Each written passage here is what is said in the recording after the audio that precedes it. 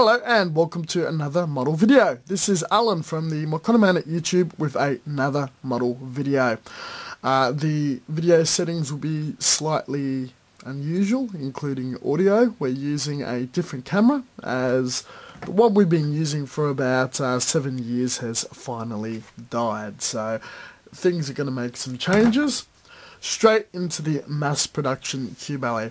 We have about 2 months to go until finished, and the model is really shaping up nicely. Everything that I need to buy is purchased, and the whole kit is right in front of us with 2 components that are still yet to be cutted, drawn and printed, which is not too much of a big deal.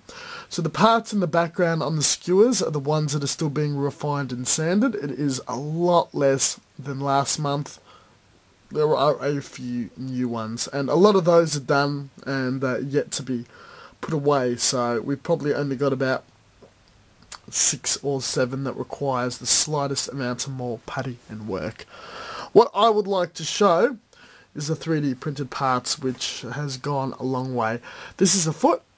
The foot is going to be made into a mold. 2 is going to be produced, and it slips right onto the whole foot assembly.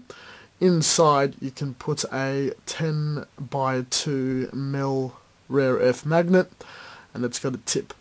I did post this on social media.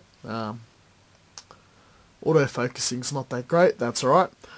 And it was not taken too lightly.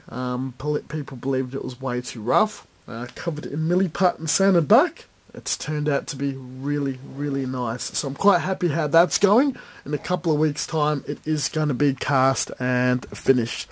In the same breath, the chest piece is practically done. It just needs a couple of rounds of polishing and one final layer of fine putty. It looks pretty amazing, and it's to spec. There's a couple of bit of details that needs to be etched in, some holes, and it's ready to be cast and glued on.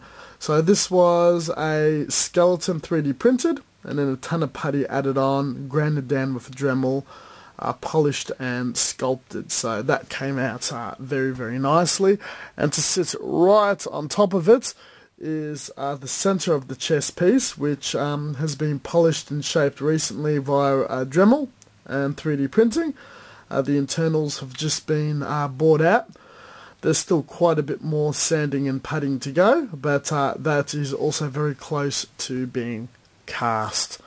In the way of the other pieces, the head has a aerial attached on. That was sharpened with a bench grinder. And the hips and the scrot area has had a hole made and a place for a magnet to be inserted, which will happen next week. The base is going to be worked on in the next couple of weeks as well.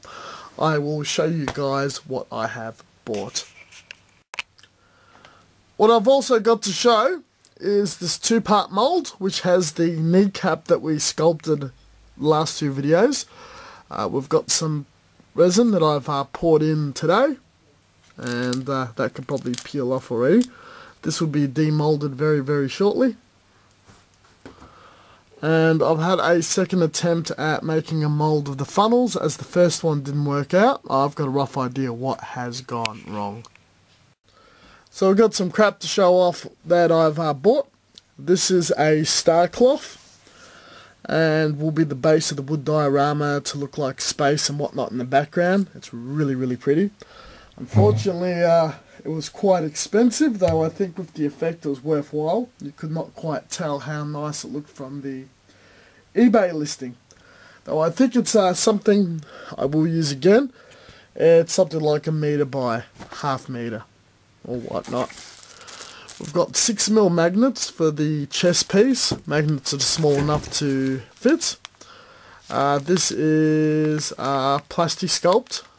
It's those little beads that you put in hot water. They turn transparent. You can sculpt them. Good for making molds. I'm going to use them as an effect a bit. giant ass ball balls. I'm going to be making an explosion sphere. I got 2 sizes. I'm not sure if I'm going to do 1 or 2, so that's going to be a bit of an effect. Again, these were pretty expensive too for what they really are. Had this for a while. It'll be the lighting mechanism inside one of the ball balls, and it should be self-powering. That's going to be hidden in the back where you won't see from the frontal view. And last but not least, these are acrylic rods, which I have used in previous Gunpowder Builder World Cup entries, and will be used to prop up the model itself. Other magnets I already have in stock. So that's the gist so far. Thank you very much for watching. As always, until next time, stay tuned for further content, and videos should be a little more regular. Catch you guys later.